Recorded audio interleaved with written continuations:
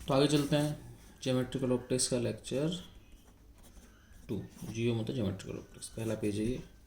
तो हम लोगों को पढ़ा था आई बराबर आर होता है, तीनों सेम प्लेन में होते हैं। अब हम आगे चलते हैं। कुछ चीज़ सिंपल ध्यान रखना कि आई ज़ीरो होगा तो आर ज़ीरो होगा, मीन्स अ नॉर्मल रे विल retrace its path। ठीक है, तो ऐसा हुआ कि ये रे आई, ये रे गई। तो इसका मतलब सिंपल सा फंडा है कि भाई अगर एक रे थीटा एंगल पे आती है, थीटा एंगल पे जाती है। ठीक है, अब इस एंगल को, ये 20 है, ये 20 है, 20 को 10 करो, ये भी 10 होगा, 5 करो 5 होगा, 2 करो 2 होगा, 1 करो 1 होगा। ठीक है, तो जितना एंगल कम करोगे उतना वो एंगल कम होगा। तो रे अगर नॉर्मल आएगी तो नॉर्मल चली जाएगी।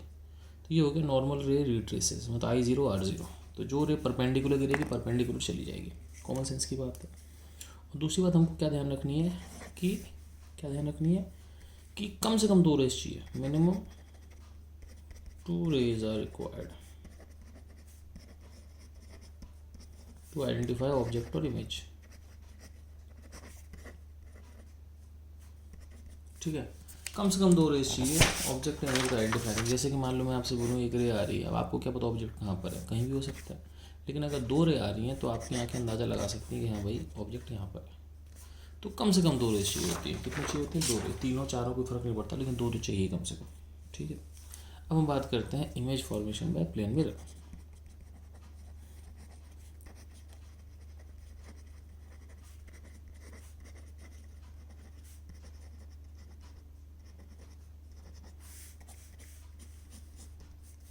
ठीक है, अब image formation of plane mirror कैसे होती है मैं समझाता हूँ। जैसे कि मान लो कि ये एक मिरर है। ठीक है, ये मैंने ये एक्स वाई एक्सिस के पैरेलल बना दिया और सपोज कि ये एक ऑब्जेक्ट है। ठीक है, अब क्या करते हैं, एक नॉर्मल बना लेते हैं। ठीक है, अब मान लो कोई भी रे जाती है, तो जितने एंगल पे जाती है उतने एंगल पे निकल लेती है। नहीं, तो ये कही रे। ऐसे ही मान लो एक रे सीधी जाती है, तो सीधी आती है तो सीधी निकल लेती है। ठीक है, अब सोचो कि ये रे और ये रे अगर कोई इंसान देखता है, पहली बात तो मैं आपको समझाऊँ। देखो भाई, इंसान जो होता है, इंसान की आंखें बहुत बड़ी होती हैं, नहीं बहुत छोटी होती है, सॉरी बड़ी नहीं होती, छोटी होती है। उसमें मैं आपको बताऊँ कि जो इंसान की आंख है ना, उसमें क्या होता है कि एक्चुअली इंसान की आंखें गोल होती हैं। अगर आप आई बॉल निकाल लो, लेकिन उसके ऊपर क्या होता है कि एक पर्दा सा होता है, मतलब ऐसे कवरिंग होती है। ठीक है ना, ठीक है ना, ये कवरिंग आप बंद कर दोगे तो आंखें बंद हो जाएंगी, खोलोगे तो आंखें खुल जाएंगी। और इसमें क्या है कि काली सी चीज़ होती है। ठीक है, और उसके अंदर क्या होता है, मतलब ये तो भले जो भी हो, किसी की नीली ब्राउन कुछ भी, लेकिन उसके अंदर मेन एक काली चीज़ होती है। ये चीज़ तो नीली ब्राउन ब्लैक कुछ भी हो सकती है। ये एक्चुअली कोई काली चीज़ नहीं, ये एक होल होता है ना। ये गड्ढा है जिसमें से लाइट जाती है। तो अगर मैं आंखों को साइड से देखूं तो बेसिकली क्या होता है कि एक काली चीज़ दिख रही है आपको, ये उसके अंदर एक गड्ढा है, बेसिकली वो नीचे गड्ढा से, अब उसमें से लाइट जाती है, वो यहाँ बनती है। तो बस हमारा जो देखने का काम हो केवल इस गड्ढे का है, बाकी आसपास तो उसके लिए शायद यंत्र बने पड़े हैं, उसके ऊपर एक लेंस लगा होता है, बट यही चीज़ से लाइट एंटर करती है। अब एक चीज़ आ रही है तो देखो भाई, ये अगर इससे 8-10 डिग्री पे कोई लाइट तो नहीं आएगी, हमारी आंखों में जो रेज जाती हैं वो बिल्कुल नज़दीक वाली जाती है। मतलब अगर ज़्यादा एंगल होगा तो ऊपर से निकल जाएगी। तो अगर कोई लाइट आ रही तो उससे मुश्किल से मतलब 1/100 डिग्री, 1/200 डिग्री, 1/50 डिग्री ऐसी रेज हमारी आंखों में घुसती हैं।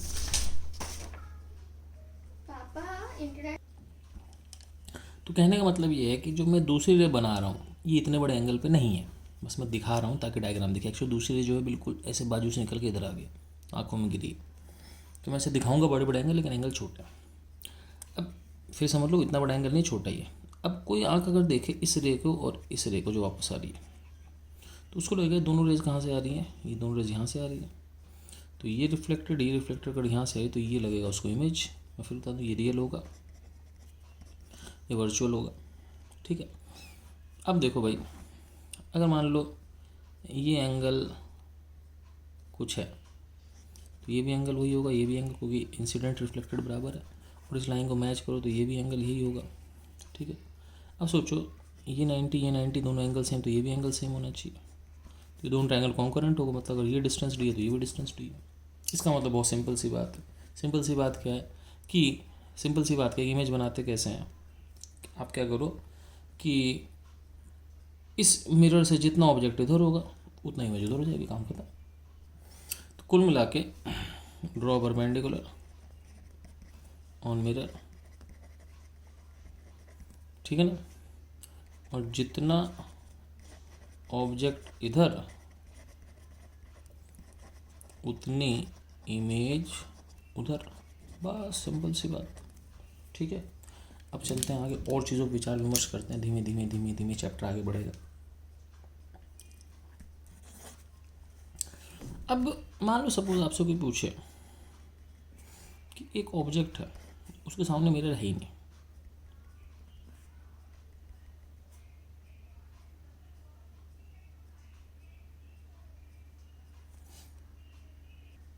तो इस केस में इमेज कहाँ बनेगी?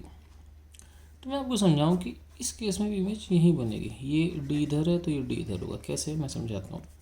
जैसे मान लो कि ये कोई रह गई, ये इधर चलेगी, ठीक है। अब ये एंगल थीटा, तो ये भी थीटा, सही है। तो इमेज अब भी यहीं बनेगी, क्योंकि एक चीज़ समझना, जैसे कि मान लो ऐसा समझना, जैसे मान लो अगर मिरर सामने होता तो रेज यहाँ टकरा के यहाँ वापस आ जाती है ना। अब ये रे इधर आ रही हो, देखो इस रे को, ये मान लो फर्स्ट रे है, ये सेकंड रे है। फर्स्ट रे तो अपना रास्ता हमेशा वैसे ही तय करेगी जैसे कर रही है। आप मेरी बात समझ लो, ये रे इस पर डिपेंड नहीं करती। तो इस रे से जो इमेज आएगी वो यहाँ से आती हुई दिखेगी, इस रे से भी यहाँ आती दिखेगी। ऐसी आप कोई भी एक एंगल बना लो, मान लो ये एंगल कोई अल्फ़ा है, ये कोई एंगल अल्फ़ा है, ये भी यहीं से आती दिखेगी। तो इससे कोई फ़र्क नहीं पड़ता बेसिकली कि सामने है कि नहीं। हाँ, बस एक चीज़ का फ़र्क पड़ता है कि अगर मिरर सामने नहीं है तो फ़र्क बस ये पड़ेगा कि आपको सामने से इमेज नहीं दिखेगी। जैसे कि मान लो, समझना इस बात को, जैसे कि मान लो कि ये कोई मिरर है। अब आप इस मिरर के यहाँ खड़े हो जाओ, मान लो आपकी शक्ल यहाँ पर है मिरर की, मान लो आप इधर देख रहे हो, तो आपकी आँख नाक जो भी हो, तो आपको आपकी शक्ल नहीं दिखेगी, लेकिन ये रेज यहाँ टकरा जाएंगी, यहाँ से कोई इंसान होगा उसको आपकी शक्ल दिख जाएगी। ठीक है, ये ऐसे ही जैसे कि मान लो कि आप सपोज आप ड्राइविंग सीट पे बैठे हो कार के, और कार के बीच में वो जो मिरर है जिसे पीछे देखते हैं, ठीक है ना, आपने उसको नीचे कर दिया, आप ड्राइविंग सीट पे यहाँ बैठा, आपका दोस्त यहाँ बैठा है, तो आप अपनी शक्ल नहीं देख सकते, वो उसकी शक्ल, वो आपकी शक्ल देख सकता, वो आपकी शक्ल, आप उसकी शक्ल देख सकते। तो इट्स लाइक दैट। तो इस इंसान को अपनी शक्ल नहीं दिखेगी, लेकिन ये यहाँ से कोई चीज़ को देख सकता है। तो इमेज हमेशा वही बनती है, भले मिरर सामने हो या मिरर सामने नहीं हो। ठीक है, तो अब हम लोग कुछ चीज़ों को रट लेते हैं। क्या कि पहली चीज़ ये कि draw perpendicular to mirror, mirror के परपेंडिकुलर बनाओ, ठीक है ना। जितना उधर ऑब्जेक्ट, जितना इधर ऑब्जेक्ट, उतना उधर इमेज, इधर ऑब्जेक्ट उधर इमेज। और सेकंड पॉइंट और लास्ट पॉइंट वो ये है कि if P is a point on mirror, then PO, मतलब P और O ऑब्जेक्ट है, and PI have same length and make same angle, same angle मैंने साथ ही कर दिया, same angle from mirror। कहने का मतलब ये हुआ कि समझना इस चीज़ को, ये इम्पोर्टेंट चीज़ है कि भाई मुझे पता ये रह गई, लगा कि ये रे यहाँ से आ रही है, तो ये ऑब्जेक्ट है, ये इमेज है। अब ये कोई पी पॉइंट है, अब ये दोनों ट्रायंगल कॉम्पोनेंट है। ट्रायंगल कॉम्पोनेंट का मतलब ये एंगल सेम होंगे, P O P I same होंगे। तो ये दोनों ट्रायंगल कॉम्पोनेंट का मतलब अगर आप मिरर पे कोई भी पॉइंट ले लो पी, तो P O P I same होंगे, और पी ओ पी आई का मिरर से जो एंगल होगा वो भी क्या होगा, सेम होगा। ठीक है, P O P I same, और इन दोनों का जो मिरर से एंगल होगा वो भी क्या होगा, सेम होगा। ठीक है, आगे चलें। ओके, चलो भाई अब क्वेश्चन करते हैं कि ये मान लो एक्स एक्सिस है, मान लो वाई एक्सिस है। मान लो एक मिरर है 45 डिग्री, ठीक है। एक ऑब्जेक्ट है यहाँ से 1 मीटर पर, आपको कोऑर्डिनेट्स ऑफ इमेज लिखना है।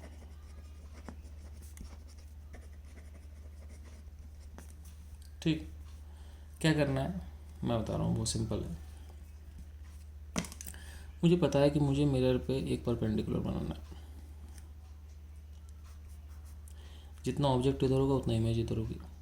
अब इमेज इस परपेंडिकुलर पे कहीं भी हो सकता है, यहाँ पे यहाँ पे यहाँ पे यहाँ पे, इधर भी हो सकता है उधर भी हो सकता है। अब क्या करते हैं, ठीक है ना, दूसरी बात क्या करते हैं, ऑब्जेक्ट को मिरर के किसी पॉइंट से जोड़ दी, पी पॉइंट है।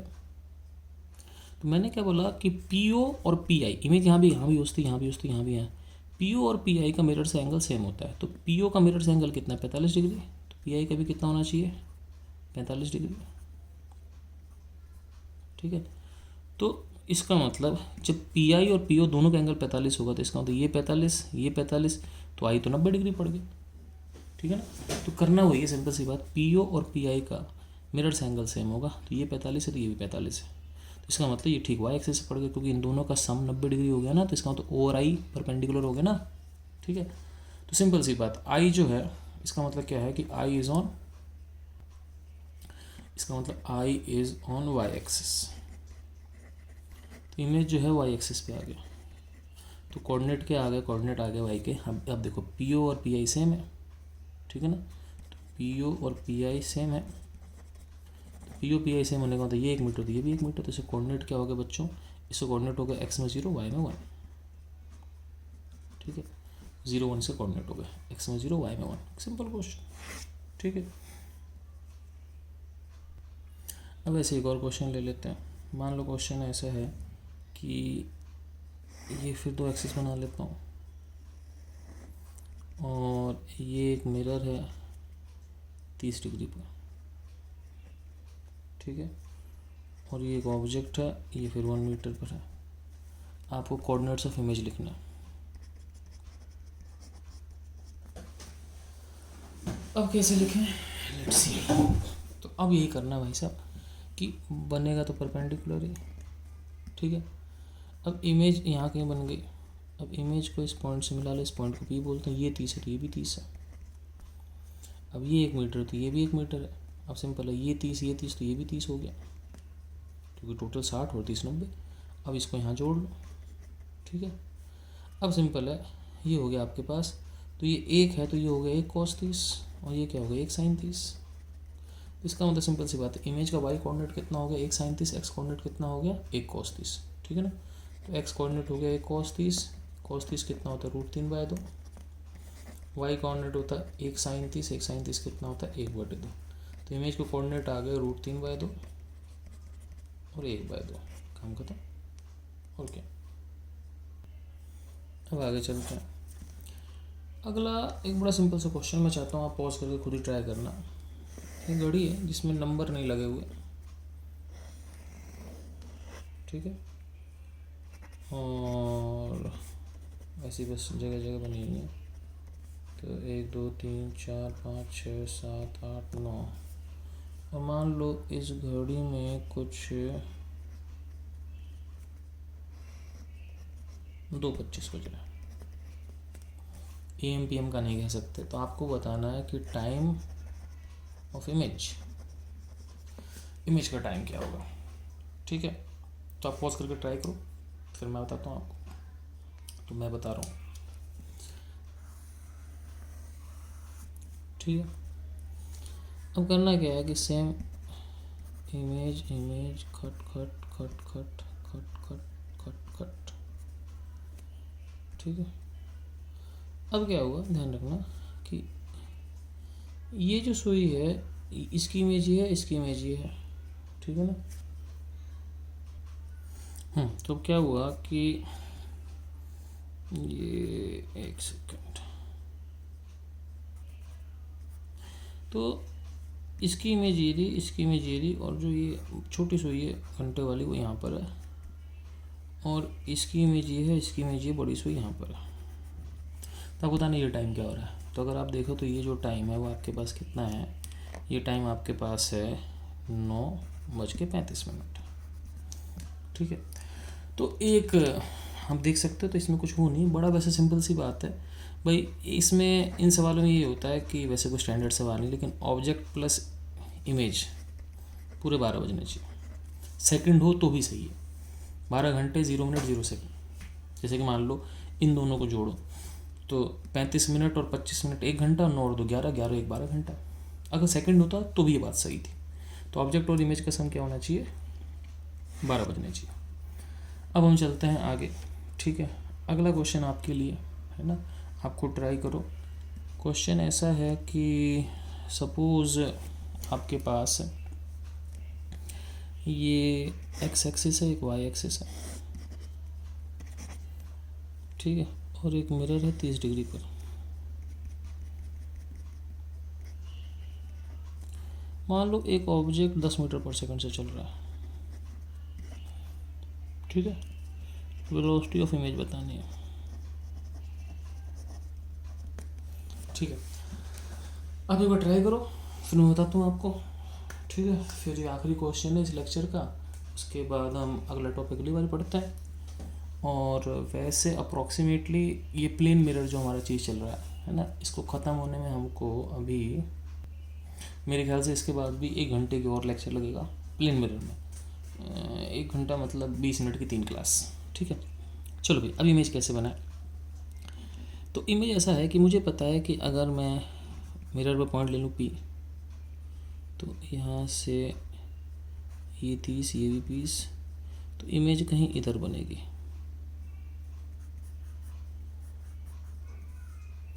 ठीक है, तो PO और PI बराबर होते हैं और सेम एंगल पे होते हैं।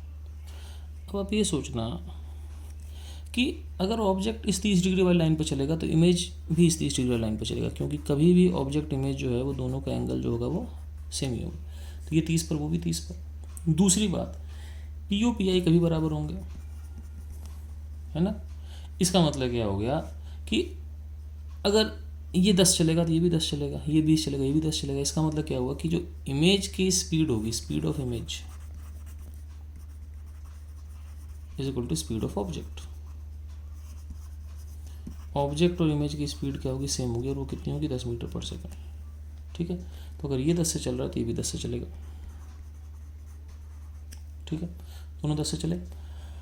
अब दोनों 10 से चले, अब इसके बाद मैटर ये बनता है मेरे पास कि उसको मैं आई कैप जे कैप में कैसे लिखूँ। तो देखो भाई, हम क्या करते हैं, यहाँ पर एक लाइन डाल देते हैं, ये लाइन एक्स एक्सिस के पैरेलल है। अब समझना मेरी बात, ये एंगल कितना 60 होती है, भी एंगल 60 है। अरे यही तो लाइन है, सोचो ना, ये यही तो लाइन है। तो ये एंगल आपके पास 60, तो ये भी एंगल 60 हो गया। तो इसका मतलब इमेज जो है वो 60 डिग्री पे चल रही है। अब इसको आई कैप जे कैप में लिखना है, तो आई कैप जे कैप में लिखना है तो सिंपल सी बात है, इमेज की जो वेलोसिटी होगी वो होगी आपके पास 10 cos 60 आई प्लस 10 sin 60 जे। ठीक है ना, 10 cos 60 आई 10 sin 60 जे। cos 60 कितना होता है, 5 से आधा, 5 आई, और ये होता है √3 पे, तो 5 √2 जे। तो मैग्नीट्यूड इसका भी 10 ही है, क्योंकि 5 स्क्वायर प्लस 5 √2 स्क्वायर करोगे, नहीं नहीं नहीं, √3 बाय 2 होता है। इसका स्क्वायर करोगे तो 5 का स्क्वायर 25, 5 √3 का स्क्वायर 75, 75 प्लस 25 100, 100 का √10, तो ये भी 10 होगा, लेकिन ये इसका आंसर हो जाएगा। ठीक है, अब मैं इसके पीछे असाइनमेंट दे रहा हूँ। ठीक है, आप लोग असाइनमेंट कर लें और हम मिलते हैं अगले लेक्चर में। ओके बच्चों, गुड बाय, टेक केयर।